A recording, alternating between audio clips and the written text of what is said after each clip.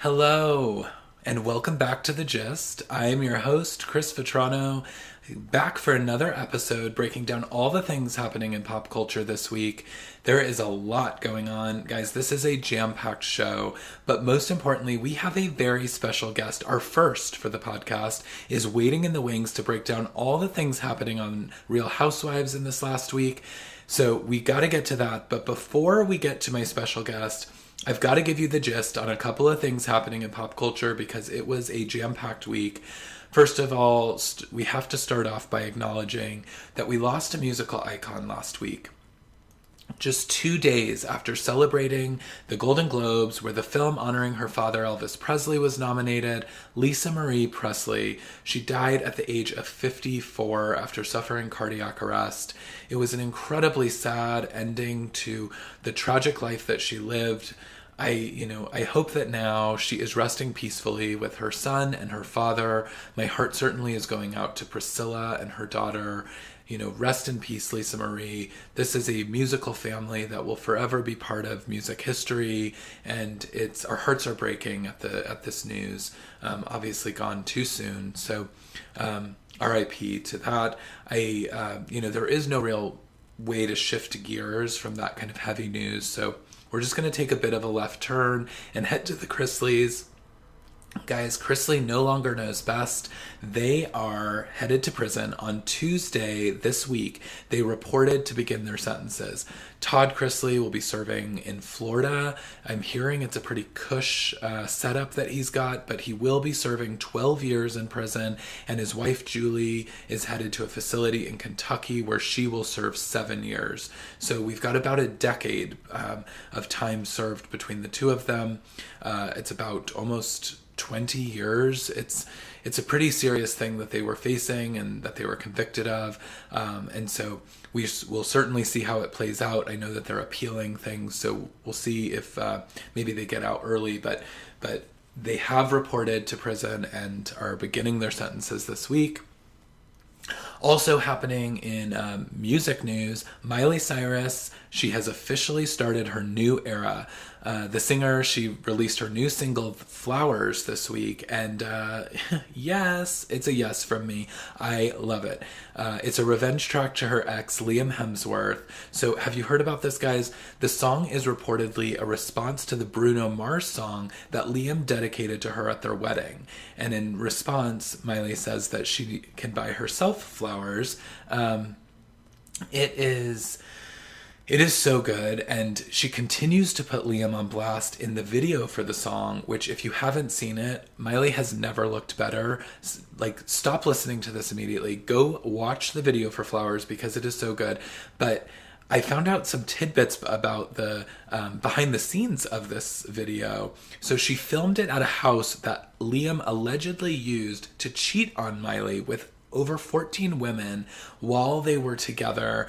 And in the video also wears a suit that he famously wore on a red carpet where Miley was acting up. They were trying to pose together. She was, just being Miley, doing her normal thing. And Liam kind of told her to behave and calm down. You can probably find the clips on TikTok. I'm sure now, especially with this song release, it's going viral again. But it was kind of a famous clip that people had found, especially when the rumors were that they were maybe in trouble. And so she wore that suit in the video. I mean, she's really going for revenge, and I'm loving it. So definitely check out Flowers if you haven't. By the way, if you are on Spotify, you can check out my playlist, Jams by Chris Vetrano. Follow for all of the music that I'm listening to. You can also find it at listenitsvetrano.com.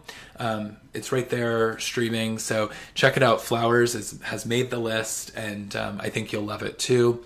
Also in music news this week, Madonna, she announced the Celebration Tour. This is a tour of all of her hits that span over 40 years. This is 4 decades of music. I have the Immaculate Collection on vinyl that we listen to all the time, and it's jam-packed of Madonna hits that you sometimes forget about. And this is before Ray of Light, this is before Music and Dance Floor Confessions, and this is all of these huge Madonna songs, and I am just, I can't believe, I don't know how she's going to fit it all into a set list. So it'll be very interesting to see how that comes together, and also interesting to see how ticket sales go following the Taylor Swift debacle at Ticketmaster. So, Madonna, the Celebration Tour, tickets are going on sale soon. So check that out. Couple of other quick hits happening in pop culture. The new season of Drag Race has premiered. Ariana Grande was the initial guest judge. It was a double episode to introduce us to all the queens. I just recently, in the pandemic, caught up on Drag Race. I had never really been a fan, but started watching it, fell in love, got a little over some of the more recent seasons, was feeling like the queens weren't really living up to the hype. But this season is delivering, so check it out. And then also, if you're a fan of rom-coms, I am a closeted rom-com fan. I think I've seen like all of them. I even like the really cheesy ones that, you know, Netflix or back in the day like Hallmark or Lifetime would put out. I can't help it. I just love them. They're feel-good flicks. Obviously the bad ones are really bad, but the good ones, classics. So I haven't seen a good one in a while, and I was really excited when I saw the trailer drop this last week for Reese Witherspoon and Ashton Kutcher's new rom-com, Your Place or Mine. It's hitting Netflix on February 10th. If you haven't checked out the trailer, do so immediately. Worth the watch. Absolutely. I can't wait. It's just in time for Valentine's Day, so I know what I'll be doing. So that's the gist of what's happening in the headlines. But now I've got to get to my special guest because I'm so excited to introduce her to you. I don't even know where to start because she is a Grammy-nominated, multi-platinum selling recording artist, a singer, a songwriter, an actress. She fronted the band Hey Monday, went on to win season 3 of NBC's The Voice. She also happens to be one of the best friends you could ever have. Please welcome to The Gist, my friend, Cassadee Pope. Cassadee, welcome to The Gist. Hi, thanks for having me. I'm excited. Of course. And I think that like probably the most thrilling accomplishment of all for you is that, one, you were my maid of honor in my wedding. Oh yeah, that's up there, top 5 for sure. and also when, I don't know, 9 years ago, I decided that I was going to create a YouTube series for my site, Listen It's Vetrano. You were my first guest there. So It only is fitting that you are the first guest for The Gist. Yeah, we keep up the tradition. Yeah. Nice. You know, I wouldn't recommend that people go watch that episode because there's little to be desired. No lighting, the sound quality. I think we had the microphone on the floor, so none of us could move. It was the amateur hour at best. But I do think we had a really fun time doing it. So I think it actually is a fun watch. It's just the quality is not great. Yes, absolutely. Well, and then you came back and we figured out that. So we've had some fun. And so I'm super excited that you're here. We have so much to talk about. I know that you are working on a new project, but details are still under wraps. You're hinting at some of the songs, giving a little preview at one of the songs on TikTok. Where can people find that? Cassadee Pope. Cassadee Pope on TikTok. I'm showing a little bit of a preview of what's to come. So, but we'll talk about that stuff in a different episode. Yes, you'll come back. We'll talk all about the new project. I don't want to give anything away, but today you're also like me, a Bravo-holic. Oh yeah. And specifically Housewives, right? Or are you into some of the other shows? Yeah, Housewives is my favorite of all of them. I really like Southern Charm. I liked Shaws of Sunset. But if I were to pick my Bravo obsession, it's all of the Housewives. Yeah, and all franchises. You're into every city. The only one that I fell off of was Dubai, and there's really no reason other than it's hard for me to get into a new city, and I almost need to give it a couple of seasons so that I can binge for some reason. I think maybe it's just the retention for me. Just I need a lot at once. Yeah. But yeah, that one was the one that recently that I wasn't able to get into. Well, you may be in luck because I heard that this week that season 2 is a go for Dubai, although I don't know that all the cast will be back. But Chanel Ayan is the headline of that show, so you're going to have to check out Chanel. She's a character that is going down in history of one of the best housewives that ever lived. But she, I agree, like Dubai was a little bit slow of a start. I think, Caroline Stanbury, did you ever watch Ladies of London? I did. Yes. Yeah, so she's great TV. Yeah, she's amazing. And yeah. So I think that like she was really like creating the hype around Dubai, but I didn't feel like she really delivered in this first season. So we'll have to see if she's back. Yeah, I saw snippets. I know she was like newly married or getting married or something. Yeah. So maybe she might have been on her like best behavior. I think she was. Yeah, I think she was also like known as kind of like a cold, icy kind of character on Ladies of London. I think she was trying to like change that image a little bit, and it didn't land because I don't know that she is. Oh, I see. Yeah, but yeah, so we'll see if she's back. I'm sure she will be, but you'll have to check that out. So if you had to pick a favorite, do you have a favorite of the Housewives cities? I mean, I'm never bored of New Jersey. I mean, even on a slow episode, there's still one-liners. There's still an argument. Even just with the relationships, the marriages, you know, the husbands are so down to be involved in the drama. So there's like double drama in New Jersey because the husbands are just so willing to be a part of everything. But I never watched like past seasons of Miami. Mm-hmm. And this season of Real Housewives of Miami is absolutely like incredible. That's like one that I'm obsessed with right now. Yeah, and we'll talk about Miami in a minute, but I couldn't agree with you more on the Jersey thing. Although I think there was like, I can't remember now if it was like, I want to say it was like 4 or 5 seasons ago where they brought like the twins on, and it was, they really lost their way. They couldn't find the cast for a minute, but it's back and I'm really excited. I think we're just a couple of weeks away from the new season. I think it's going to replace Salt Lake City when that reunion is finished. And so, I'm super excited and I agree. And I think that is a good segue into kind of what happened this week on some of the Housewives. You talked about Miami, but also one of the things that I was thinking about, we watched, I know you watched Potomac this week. Oh, yeah. And we saw the fallout or the continuation of the Karen and Charisse fight at dinner. I mean, what a wild like interaction that was. So weird.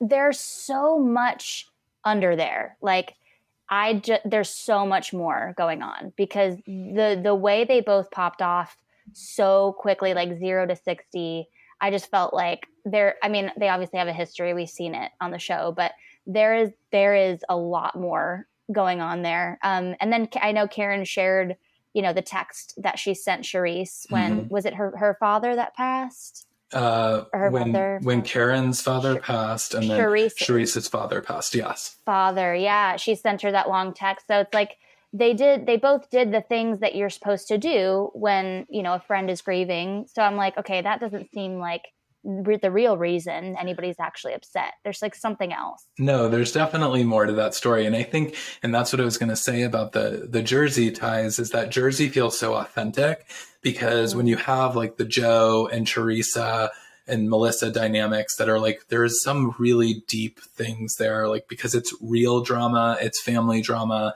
It's not this like artificial stuff of who didn't come to whose party and who said what and sometimes on Beverly Hills, they dissect like Lucy Juicy Apple Goosey or whatever that was for an entire season about a dog that like wasn't the right fit for Dorit's home. And so it was, but this is like real deep rooted stuff. And I think that's what makes for really good television. And I agree. I mean, I felt like they sort of like sailed past it too in that dinner or in that fight.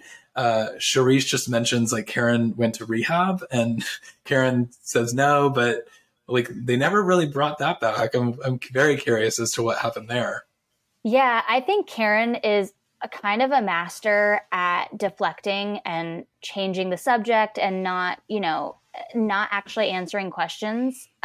Because Karen's amazing. Like without her, the show, I think everybody's amazing on that show, but she's really carried that show over the years. Like she's a constant. So, but I do think that she has a tendency to just swoop to be like, no, we're moving on. We're not addressing that. No, because she's like, you know, I'm better than that. So I'm not going to address these things, which is fine, but it leaves us with a lot of questions. Well, and especially in this last episode, it's like she's so good at that, and then for some reason, for sure with Charisse, she could not hold in her grand dame composure.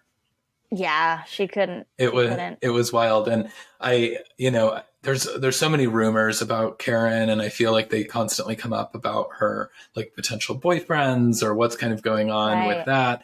But Charisse clearly knows some stuff about her. I had to go back and watch the end of the last episode because I couldn't remember what they were even fighting about. Like what popped it off to this place that they were even talking about, like Karen saying, don't talk about my mother, don't put my mother's name in your mouth. And it was like, did she? And I think Giselle even says at one point at the table, like, who said anything about the mother?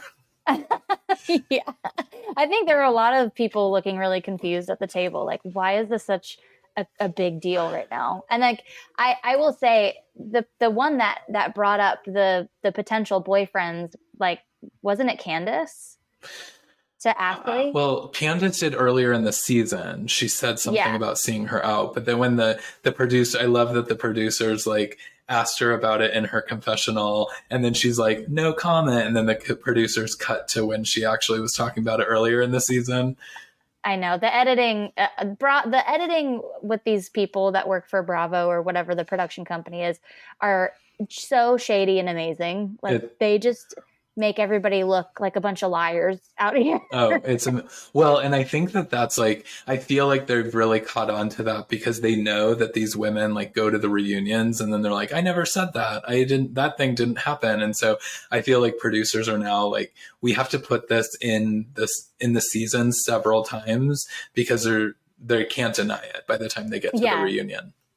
Yeah, because everybody would just go and say they didn't say something. Yeah, and the reactions at the dinner were incredible. It was like, I felt like it was like this crazy fight, and then all of a sudden it just ended, and everybody like got up from the table, and Giselle's like, all right, let's go. And they all just went on with their nights, and Ashley and Candace, who you typically don't get along, are filming a TikTok, and they're like, everyone's like having these like weird things. But also speaking of sort of these deep-seated, like real issues, we now are seeing this also play out with Mia and her friend Jacqueline, who she brought on the show this season. What are your thoughts on that? Because that's been pretty wild. Oh my gosh. I actually felt really uncomfortable because knowing how close these two are and how things like a reality show ruin relationships, it just made me really sad to see because it seems like they're genuinely like sisters. Mm-hmm. And obviously they have like an interesting relationship sexually. They've done things and seen each other in interesting positions, like with a flashlight, looking at the vagine. But like, I don't really, I didn't like seeing it. Like it's, sometimes you enjoy seeing an argument or like a little spat, but like I actually didn't like watching them fight. Like I felt uncomfortable because there's this girl that's kind of an outsider, and then Mia's just like going at her, and whether Jacqueline said something rude to Mia off camera or something or not, like you're on camera and you're with all the other women and you're like, calling her on maybe stuff that is true, but you're really going to do that like in front of everyone to somebody you've been friends with for, is it 20 years or something like that? Yeah, it's insane. Like it's just and weird. And the stuff that they're talking about, I'm not sure if we like really have gotten to the heart of what it truly is. Like the close your legs to married men, obviously Mia's trying like her best Nene impersonation there, but like, I know. But what are we actually talking about? Like, are they talking about Jacqueline with Mia's husband? Are they, I'm confused as to what we're actually talking about. That I know. And I think Jacqueline actually like it. I think it was like, oh, why are you talking about Mia's husband now? You're kind of like giving yourself away. It's like when you tell someone like, why did you do that? And they say, I didn't do the XYZ. And they say something that you weren't even talking about. And you're like, oh, you did that? I was talking about this other thing. Yeah. So I feel like she over explained, like, I would never sleep with your husband, when to me, I thought Mia was really just talking about, you know, in general, you sleep with married men. Like, yeah. Well, and then we learned that like Mia, and I don't know if that was the first time we learned about it, that Mia or Gordon was married when Mia and him got together. Like, I felt like that was also like sort of a revelation in that moment. And then we sort of skated by it as well. There was so much happening. So much. And then the next day we like, after this like explosive night, we cut to Ashley's birthday, and I don't know what was Ashley hosting on the beach. It just looked like she was hosting orgasms on the beach. I mean, I think it was something to do with like body work to help with bigger orgasms, or something. I didn't retain what it was called, but it was interesting. Nonetheless, it was, and I just loved how all the women, it like cut to them all, like Ashley, like setting up all the towels and being like, all the girls said they're coming. And then it's like, every girl's like, no, I'm not doing that. Candace walks down looking like she's about to do a photo shoot with the big hat. Yeah. So good. It was amazing. And then they go to this, what did they keep calling it? Like this cenote? I don't even know what that is, but they kept like jumping in that body of water, and I'm not sure what that was supposed to be doing. Like, it was supposed to be some sort of cleansing experience? Some sort of cleansing, I think that was also a sexual thing. It's like helped with a better sexual experience or something. And it's like also youthful, gives you some youth powers. I don't know. Something like that. Ashley is just into the woo-woo stuff. She's always been. She is into the woo-woo stuff. I love that. It was very interesting. Although I did feel like that her and Candace made some progress at the lunch. They were having lunch after, and I thought Candace made some good points when she had talked about the reasons and why Ashley was so dead set on like calling Chris out for, DMing her and all of these things, and tying it back to her trust issues from her own relationship. I thought it was like pretty spot on, and I couldn't tell if Ashley was like really responsive to that. And I don't know, maybe one wouldn't be if you are experiencing those trust issues.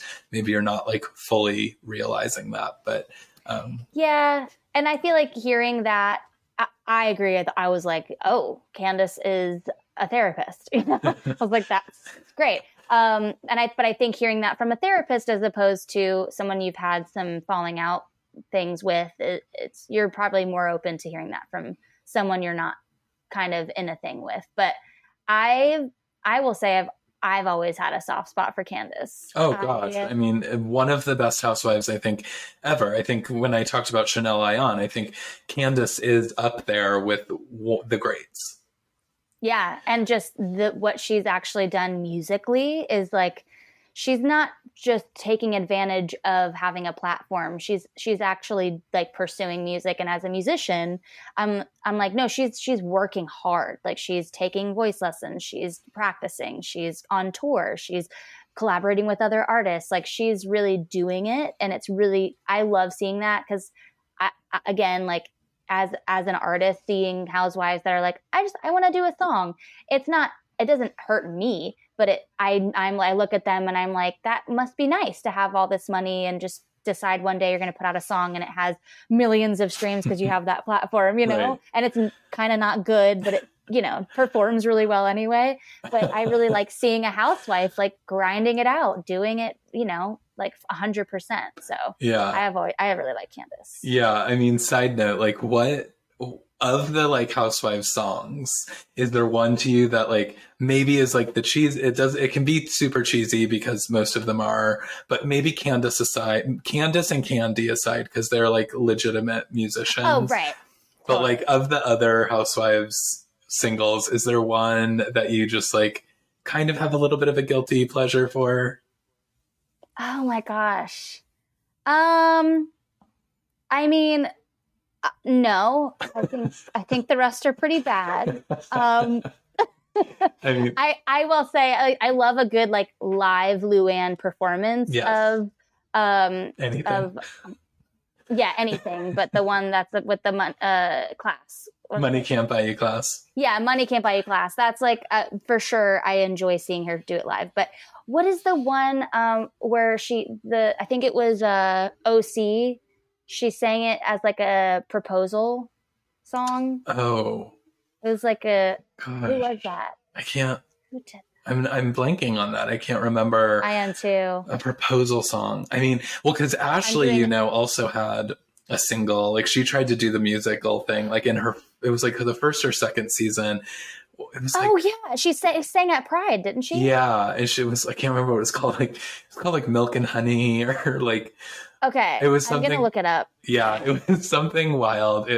She was definitely not the talented as Coffee and Love. Coffee and Love. What are they? Milk and Honey. I mean, kind of close. So just a remix. Oh my God. Yeah, I need to find out what that other song is. But I don't think I've heard the whole thing, the OC one. I just remember her in the booth singing it, and it was so bad. And then after she was done, she was like, I get the chills every time. Oh, what I'm guessing, I don't know this for a fact because I probably have blanked her out. But Gretchen Rossi, I feel like it might have been when she proposed to Slade. Yes, that's it. Yeah, that's it. Okay, and she's back on Ultimate Girls Trip on this next season, on season 4. They just announced her as part of their cast. That. Very interesting because I think she's like QAnon, and I think I'm not sure, like, one, why we need to give her a platform again, and two, I don't know if you've seen any photos of her, but she facetunes like crazy in a place where like she has no nose on the photos. And so it's like, I don't know what she's going to look like on this series. I feel like she's going to have to really do some scrubbing of her social media content as of late. She needs to start slowly backing off the Facetune so that when we see her on TV, it's not like, shocking. Who is that? Yeah. Absolutely. Yeah, no, there's so many like just crazy songs, and sometimes I forget about them, and then I like thought I liked it because I've heard it so much on the show, and then I like play it on Spotify and I'm like, oh gosh, this does not play well when it doesn't have the visual. I mean, it doesn't play well in general, but also I'm realizing that why didn't we go see Candace when she came to Nashville at City Winery? I know. I think I was going to a different show that night, but there was also, did she reschedule that one? I don't know. Because she had one last year that rescheduled, but I don't know if it happened or if that was the reschedule. Yeah, well, I mean, obviously, if she comes again, we have to go and check her out because that's a must. We have to see that show.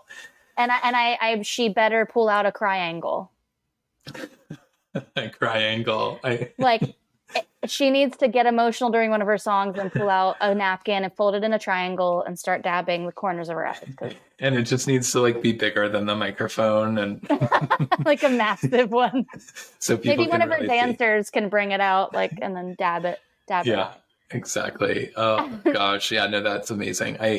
I do love her. I think she delivers all the one-liners. Her confessionals. I could watch an entire episode of just her in the confessionals. So I love her. But I was definitely excited to see them sort of make up. And then we have to just get to the next dinner. I guess that night's dinner was the dinner from hell. I mean, what was even happening? It was like fights were breaking out everywhere you turned. I think we had 3 or 4 different fights that ended up taking place during that dinner. Wendy calling out Mia. I mean, it was, I felt like every time someone took a breath, someone else said something to toss some kind of their what is it? Their trauma or whatever their experience. Well, that's when that I had this thought when that dinner was happening, and I was just like, oh my God, the reason everybody keeps injecting themselves into whatever fight's happening is because there's a pattern, and things that happen to one person have happened to almost all of them, like a physical altercation, some allegation about their husband, some allegation about them being a cheater, some a business thing, not, you know, having enough money, whatever, all this stuff. And like, so they all have done to each other what's been done to them. So now all of a sudden everybody's like, well, what about me when you did that to me? And it's like, well, you did that to her. And it's this like, oh my fucking gosh. Crazy. It's like that. This is I mean, that's okay. Now you're talking about like Candace being a therapist. It's like, okay, you just like nailed that. I never even thought about it in that way, but it's so true, because that was kind of like, it was like bouncing off of people, and it was like, well, you forgave that person, but when I did it, you didn't forgive me. And it's like, that's kind of what was feeding all of this. It was, I mean, it was wild. It was hard to keep up. I mean, typically you get like one fight. It's not usual that on these shows, it's like all of a sudden things are sort of breaking out all over the table. It reminded me too of, I don't know if you, I mean, I'm sure you probably did see it, New York, and it was season 10, episode 16, Cartagena Nights, and Bethany and Carol are getting in a fight on one end of the table. And then Luann says something about Dorinda getting drunk and said something like, oh, here she's starting. And then all of a sudden Dorinda and Luann start like going at it. And at both ends of the table, there's these two fights. And like, you could just tell producers were like, we don't know how to play this out, because both, I mean, they almost had to go to split screen because it was just like so wild. I felt like that was like Potomac this week. Yeah. Props to the audio guys who are able to freaking, by guys, I mean, you know, guys and gals. Yes, crew. Like crew for separating all the audio. Like, how do you do that? I don't understand, especially when they're screaming. I know. Well, I've always wondered too, like, because I always thought that like when they went to like parties and stuff, like there was no music playing. But I was listening to something, I think it was an interview with not Giselle, Garcelle, and she was talking about how her birthday party, like they were playing a lot of music because there was a lot of dancing. And I was thinking like, how did the audio guys pull the audio out from like all of the music that's playing in the background at a party in order for us to, because you obviously can't play that music on TV unless they pay for it. And they certainly aren't going to do that on Bravo. No, God, no. It's wild. But props to the crew, the men and women who keep us so entertained and deliver all of the fighting from every angle in perfect, clear voices. Anything else? Subtitles if need be. yeah, totally. Anything else on Potomac from this week? I just that I'm Team Candace with this whole other lady trying to come in saying that Chris was looking at her, and when he clearly didn't look in her direction at all. Like, and I think it is. I don't know, as someone in like a healthy relationship, I obviously would ask questions, you know, if like someone said that about Sam, I'd be like, hey, someone said this. I don't believe them, but what do you have to say about it?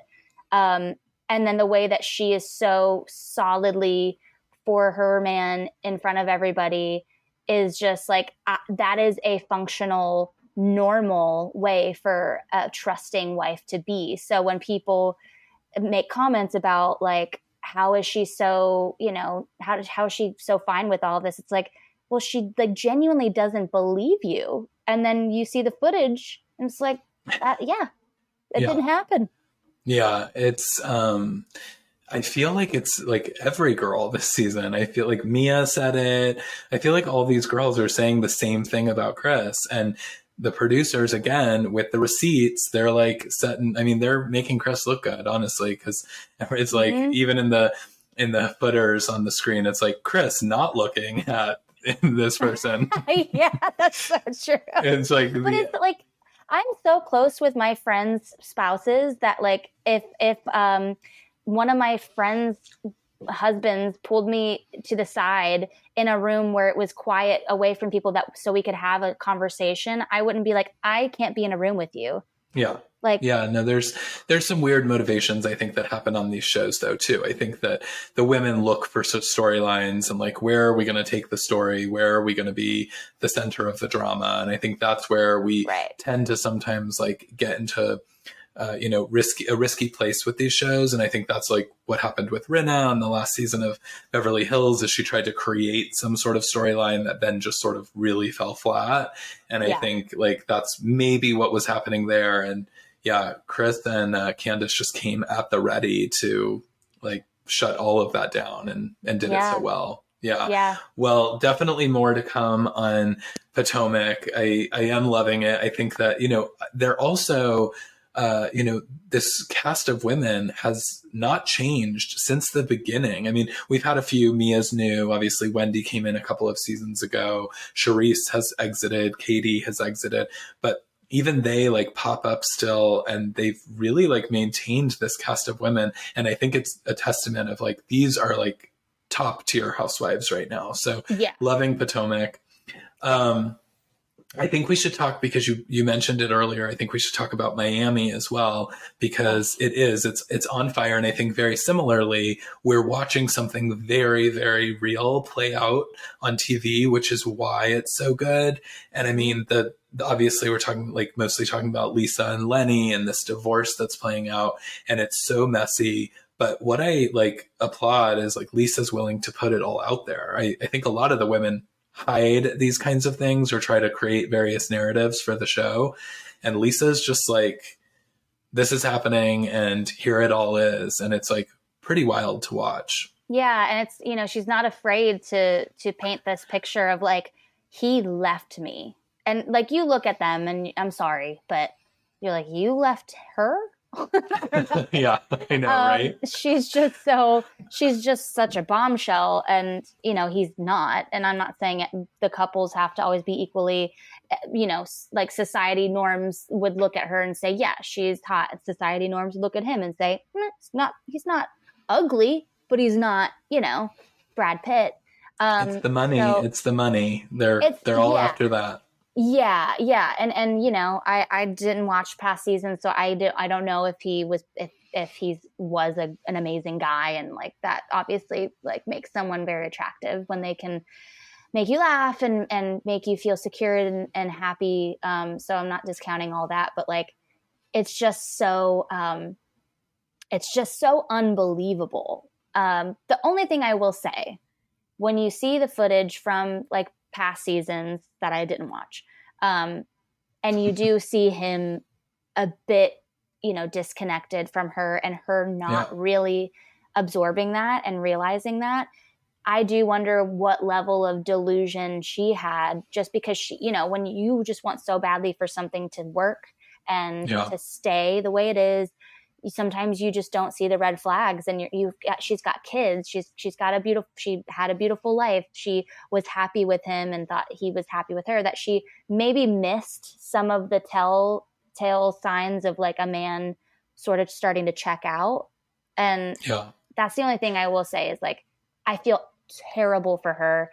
There's no excuse for what he's doing, but I also feel sad that she wasn't able to see those things and address them. And it's not her job to do that, but like, maybe they could have gone to some therapy or worked on it or it's just sad. Yeah. I mean, I think they have done therapy. I feel like that was like in the old days they had been in therapy. And then because they really I think they like used to fight about whether or not they wanted kids. I think he maybe didn't and she did, or the other way around. I can't remember, but I know that was like a big thing in the original Miami. And then when Miami returned 2 seasons ago, that was when we found out that he had an affair, and that's right. They were working through that. And I think they went to therapy for that. And so I think like, to your point, like there was a lot of red flags and probably like some behavioral things that continued, that she probably maybe looked the other way because she really wanted it to work. But I think, it also was pure comedy, but this text about the bananas and the crunchy peanut butter, I was like, What, like, they literally are screaming at each other and, in one scene, and then it's like 20 minutes later, as the producers did their due diligence to show us, he's texting her about going to order bananas and crunchy peanut butter, and like, so maybe like she was not able to see through the flags because he did things like this, where it was like he was 1 minute like this person, and then another minute like everything was status quo, and maybe she just kept going. Yeah, it's pretty wild.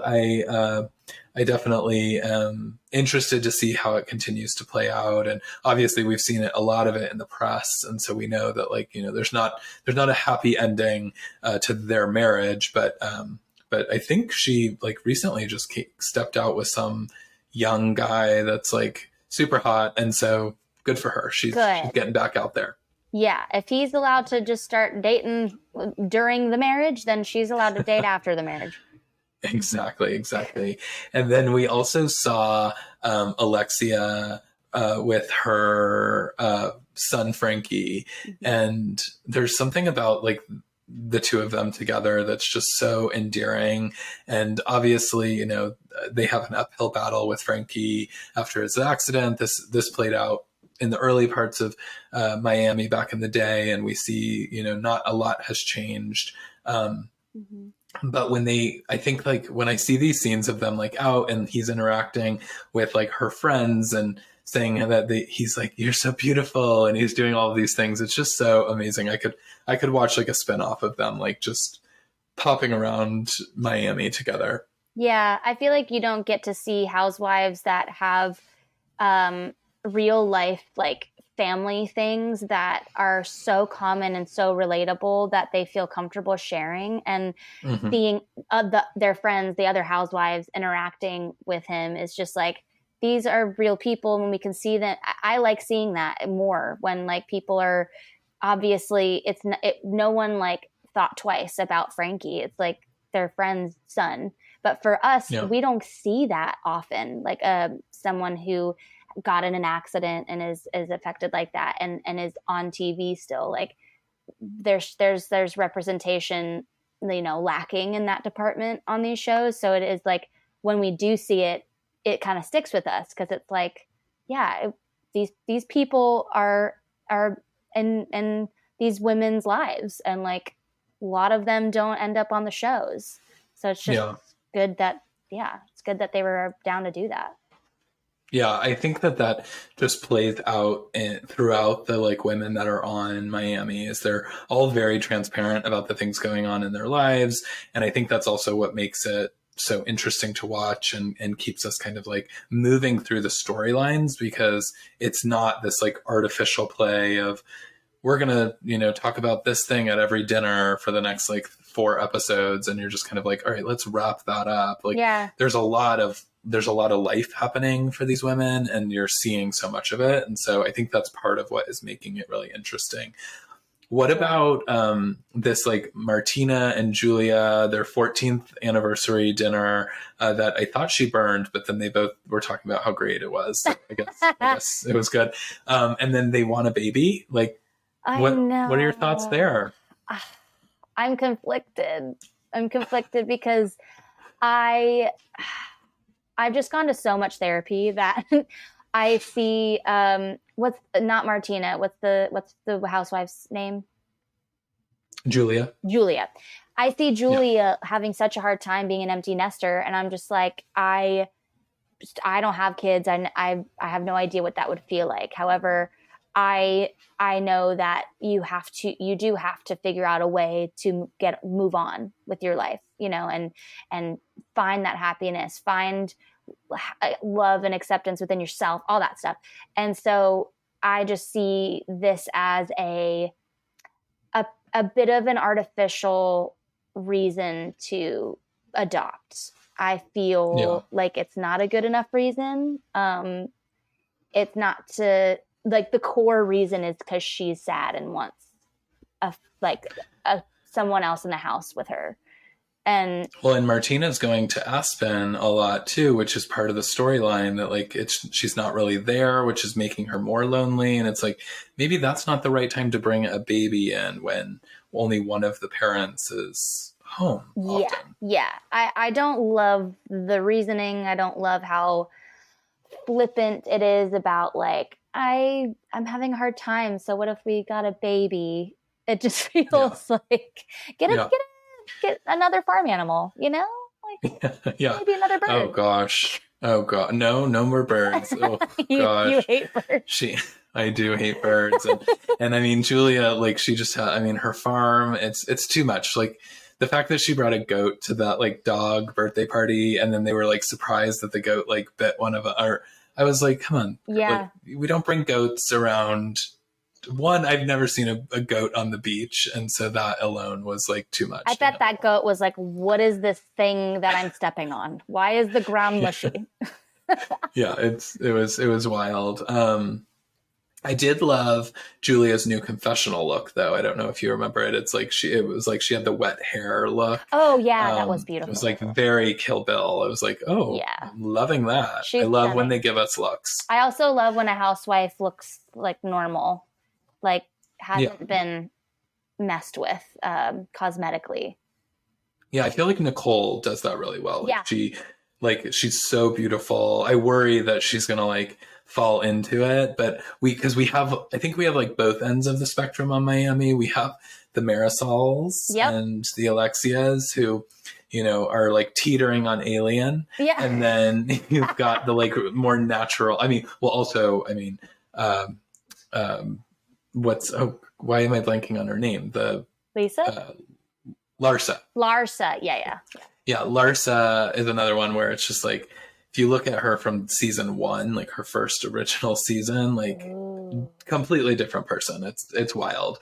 And then you've got the people like Nicole that are more natural. I think like Gertie is like gorgeous. So beautiful. Yeah. And I love Kiki too. Kiki's fun.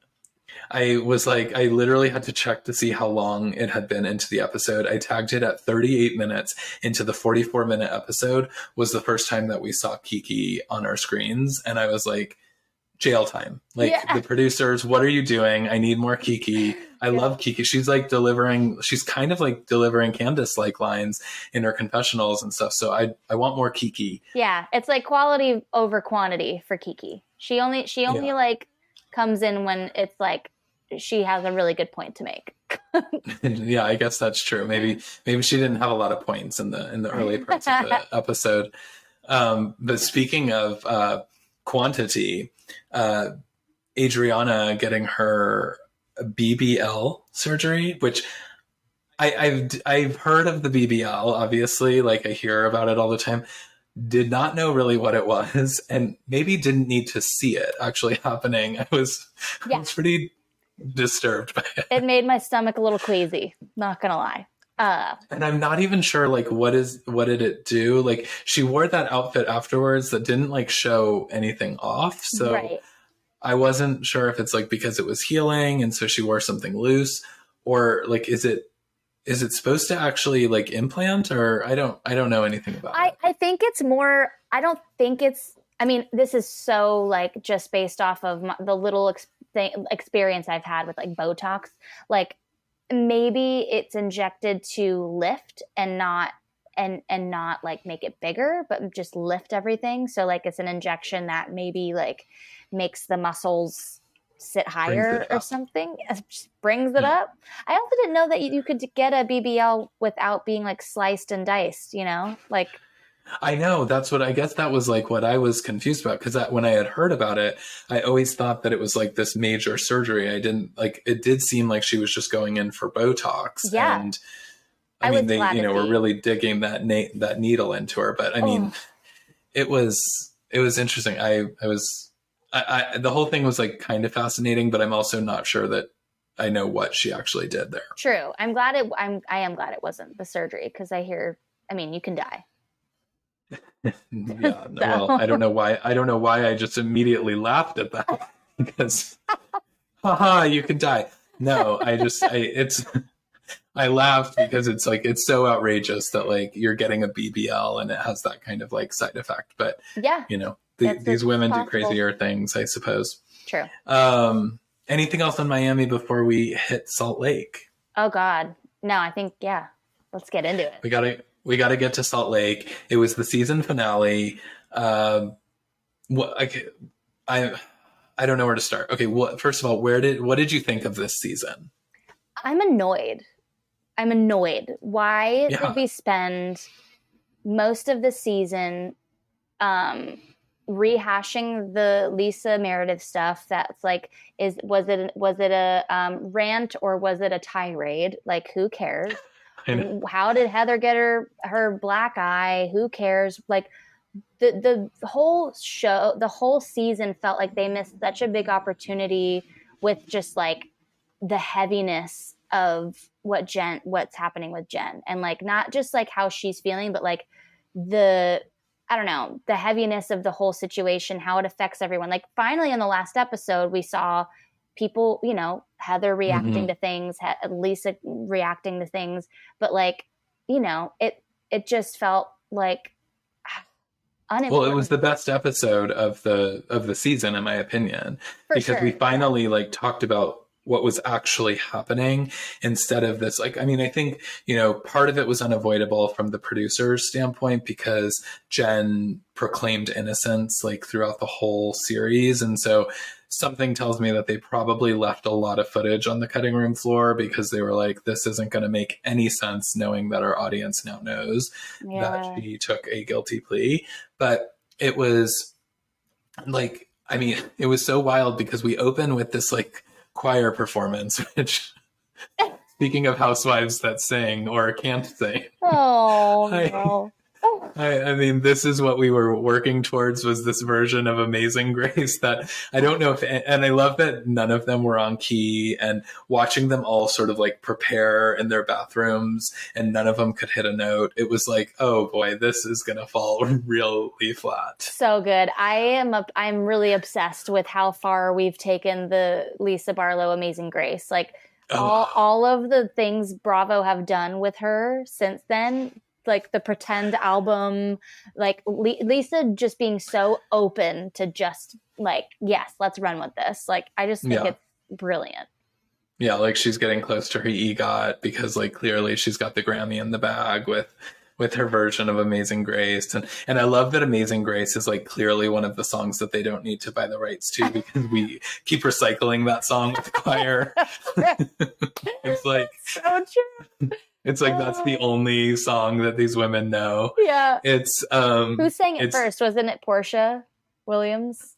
I think so. I think she did it at like the reunion on one of the Atlanta reunions, or maybe it was on the show and then she also sang it at the reunion. I don't know. But yes. Yeah, it was just so wild. And then to your point is like, we're talking about Heather's eye. And I mean, what are your thoughts on that? Because they teased it in the trailer. Obviously, it was like this big cliffhanger in the trailer of what was to come this season of Heather has this massive black eye, and we don't have an answer. Heather, I am a big fan. However, again, annoyed. The way she handled the eye thing reminded me of those people that go on Facebook that are like, guys, just please send me all your thoughts and prayers. I really need them right now. And then they wait to see if anybody like, well, what happened? What's going on? That's how I felt Heather was being. And then they don't tell you. Yes. And I'm like, dude, it felt very immature. It was weird. And she's not. She's like, she's awesome. So I just was like, why are you handling this in this way? Yeah, it's like, it was a very strange thing. I almost felt as though the way in which it played out, that she was so unwilling to get to a resolution on that they should have just cut it, because it happened like, I mean, I guess you can't really like edit around the eye, but they just made it way too big of like all the overnight cam footage and all of the things. It's like, we're dying for something to happen. And then even Joe, my husband, like he claims that he doesn't watch Real Housewives, but somehow knows like everything happening, probably because he hears you and I talking about it at the dinner tables. But but he even like saw that episode and was like, okay, I have to know what happened to Heather's eye. And I was like, oh, you're going to be so disappointed because literally nothing. Like, we don't know. Yeah. Like, she And won't also, tell us. You turned me on to all these Bravo accounts on Instagram that, you know, speculate or get tips. And what we're seeing people claim happened is not exciting at all. No. Well, I mean, there's the theory of her getting Botox, which, like something happening with some bad Botox, which I could understand because she does say like that she's trying to protect herself when the producers asked, which it would come from her business, Beauty Lab, which I could understand maybe that theory. I've also heard the theory of the producer. Have you heard this one? Where apparently Heather thought that she ran into the faucet apparently in a room. I don't know if it was like the shower, because I don't know how she runs into a faucet in the sink, or she's much shorter than I thought. But that she thought she ran into it, and even said that at one of the points in the episode. But that there's a rumor floating around that one of the producers told Heather, we have footage that shows that you got punched, but wouldn't tell her who, and basically was like feeding that to her so that she would try to play it out on the show and see what happened. But it fell super flat. And now that's why she kept like saying like, people know who did it. Like, there are people who know, like when her and Whitney sat down and Whitney's like, do you remember? And she's like, I do remember, because there are people who know what happened. And so I don't know what to believe, because to your point, like, I always have been a Heather Gay stan. I really liked her. Yes. And I can't imagine her like not just being like, hey, I got drunk and hit my eye, or hey, I got punched by this person, or, you know, I fell into a bush. Like, I feel like she would normally say, so it's like very strange that she's played this out. And if we don't get some kind of answer at the reunion, like, what was this whole season for? Yeah, I mean, it'll feel like a waste. I mean, it already kind of does, to be honest. Yeah. But also just like that the way that she handled it all was very much like, I'm on a reality show, so I'm going to milk this. And it's like, I get that approach for certain things and to a certain point. And then it's like, then you say what happened. Yeah, absolutely. Yeah, I felt like everything, all of the like potential storylines that we had just never went anywhere. Heather's eye, we never went anywhere with that. We never got any resolution.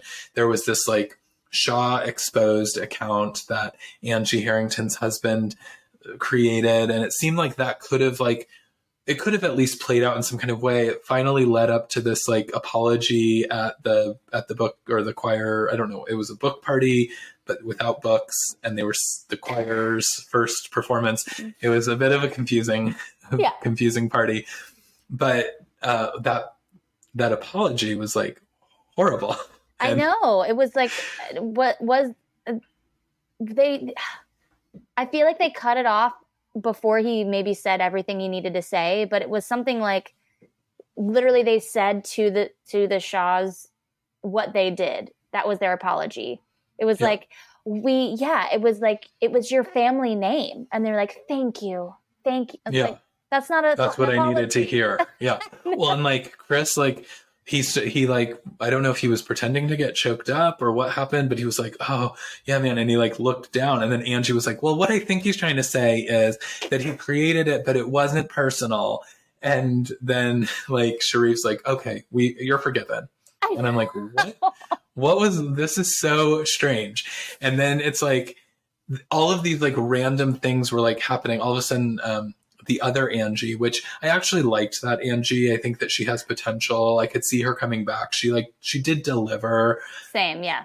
I don't know how they're going to sort of piece together next season. I do think that they need to bring and do something similar to what they're doing in Miami, where they have more housewives and they have some more side players. I think that we don't have enough storyline happening, which is part of why this feels so flat. But it's like you've got Angie giving her scissor theory that the women are scissoring, and that's how Heather got the eye, and then saying that Jen is accusing her And then she's trying to fight with Jen, but Jen's like, no, I'm talking to someone else. And the whole thing was like everyone was trying to wrap up their storylines because it was clear that the producers were like, this is the finale, get your final thoughts out.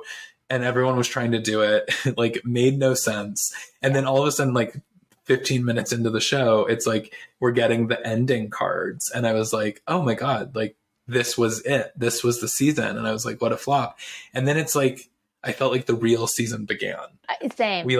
They arrive in New York, and Meredith and Seth and Heather like sitting around at that lunch. Mm-hmm. Like that all felt like so real. And when they go to visit Jen, like that felt real. Yeah. And it was just like, this is what the season should have been, instead of all of this like made up whatever was like storyline. Yeah. And you know what? I think we can chalk it up to, this is all Jen's fault.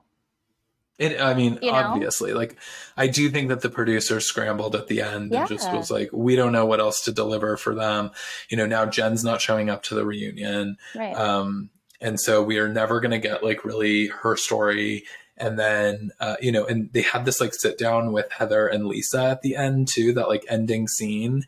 And even that felt really real. Like they were reacting to the fact that they tried at least to believe in this person as their friend, and hearing her admit to all of the wrongdoing was like, I can't imagine what that would be if I was a friend of somebody that went through something very similar. Yeah.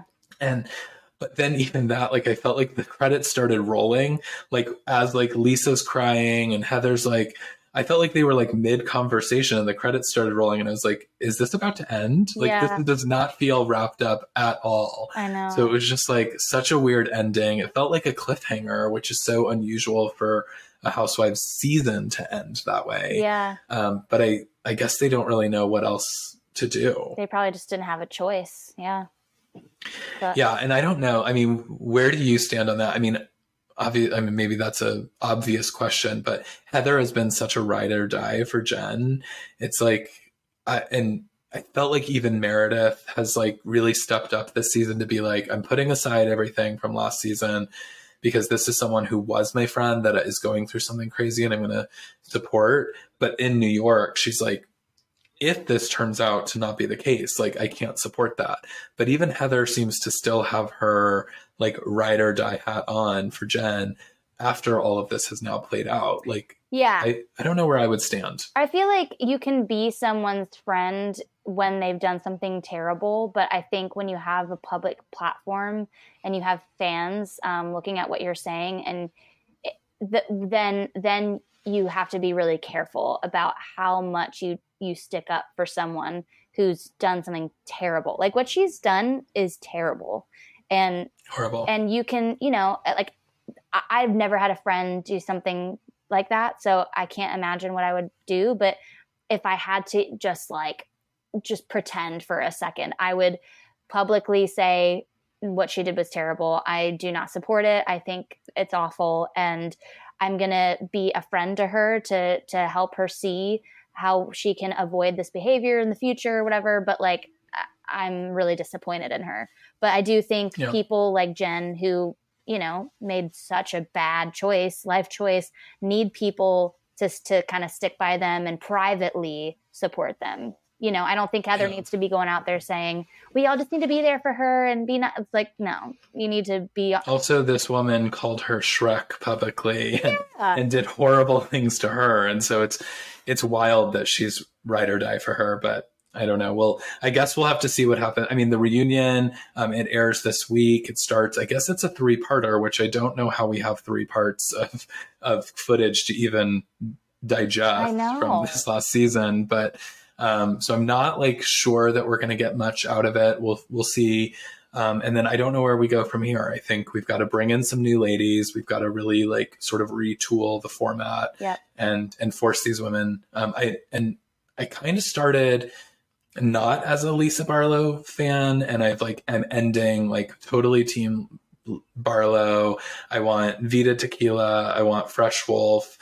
for my non-existent hair. And, you know, I want all of her products. I'm like I want to go to Sundance and I want to dance with her on the dance floor. So I know. I'm all about Lisa Barlow. So I think we need to maybe build the show around her next year. I agree. I think she delivered and she owned her. I mean, to come back after that like tantrum she threw, come back like that and apologize 1,000 times and not be too embarrassed to show face again. Like that's a real like solid housewife. She has all of the qualities needed. Yeah. Amen. Well, I think we've talked about all the housewives that we can for this week. You know, obviously you've got to come back. You've got to come and share more of your thoughts and wisdom. I'm still like thinking about how you broke down all the fighting between the Potomac women. It was so profound. But you've got to come and share more of that in the future. But then obviously when you're ready to share more about this new project that you have been working on, I am super excited about it. And I know that your fans are going to just be elated when they hear what you've been working on. So you've got to come talk about that. Yeah. And in the meantime, I know, so you're Cassadee Pope on most of the social platforms, and then on Twitter or on Instagram, rather, it's Cassadee Official, right? Yes, that's right. That's where you can find me. Awesome. So everyone go follow Cassadee for all the latest. And thank you so much for being here. Very excited that you were my first guest. Hopefully this went better than our first video show, whatever that was. And thanks all of you for tuning in. This has been a long episode, but we had a lot to cover. And until next week, it's Chris Vetrano, and you have been listening to The Gist. Bye.